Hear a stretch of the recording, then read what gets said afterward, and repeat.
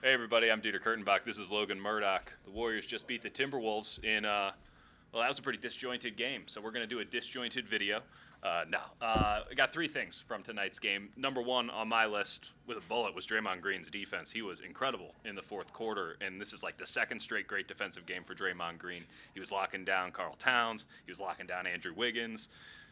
Locking down Jimmy Butler. 2 nights after he locked down Anthony Davis. Yeah, I'm starting to think that this guy's pretty good at the whole stopping people from scoring thing. What about you? What's your takeaway on that? My takeaway on your takeaway Yeah, is that it's a hot take, I know. is that you're just now finding out is kind of troubling. Yeah.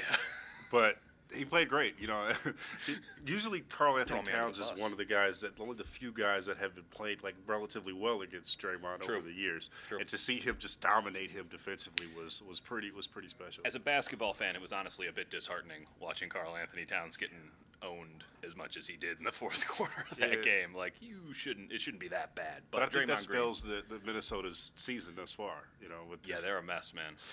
It's something. It's something altogether.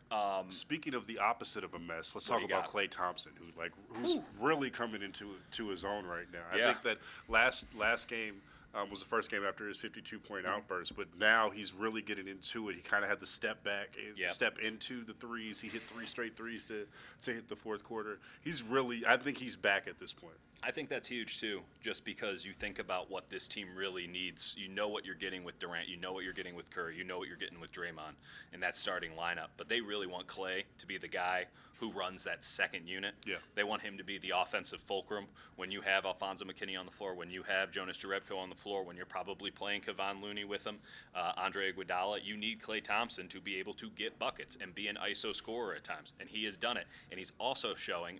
I think we say this about once every 2 weeks, like, oh, he's a pretty good passer, but he's a pretty good passer. And yeah, this is exactly what Steve Kerr wanted. It is so interesting to see how fast the Warriors have been able to get into exactly what they want to do when it comes to sort of when they game planned it out at the beginning of the season. And they're able to do exactly that. That is not how it works in the NBA. There's a lot of trial and there's a lot of error. And for this team, with so many question marks coming into this year because of the roster turnover, to just basically be able to do exactly what they wanted, that's crazy. And it bodes good things. Obviously, the Warriors are the best team in the NBA right now. It doesn't look like that's going to change anytime soon. I got a third thing, and it's an obvious third thing. I can't believe that it is the third thing. But Alfonzo McKinnie is not a fad. This is real. This is happening.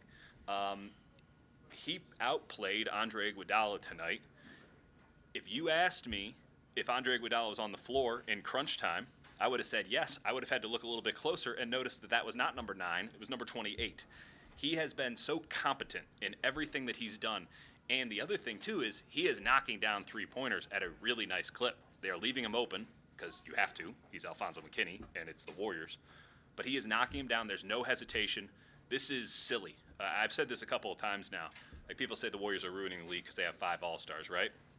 No, they're really ruining the league because they have 5 All-Stars, and they're able to find guys like Alfonzo McKinnie off of a tryout, and now he is like he's playing as well as Andre Iguodala. I think the biggest thing with that, and the biggest thing that he's doing, is he's actually shooting the ball. That's something that It's huge. that the bench didn't do last year. They didn't even try to shoot. It's so silly. Yeah, It's so silly.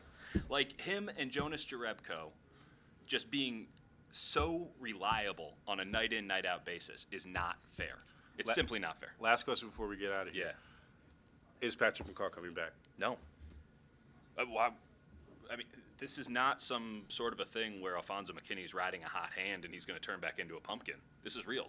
Every single night he goes out there and plays incredibly competent defense, and he can knock down shots. Unless he gets the yips, unless something terrible happens, Patrick McCaw's not coming back. I mean, they're not even playing Quinn Cook right now.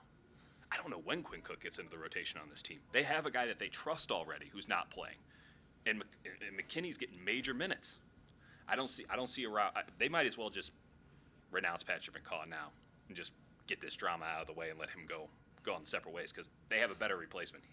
McKinnie is playing as well as McCaw has ever had. That's bonkers. What are we doing? Congratulations for buying McKinney stock. It's exhausting. And Dieter, we'll see you next time. Thanks for this. I'm your guest, Logan Murdock. Peace. He's not guest. What are we talking? A guest. I mean, it's your thing.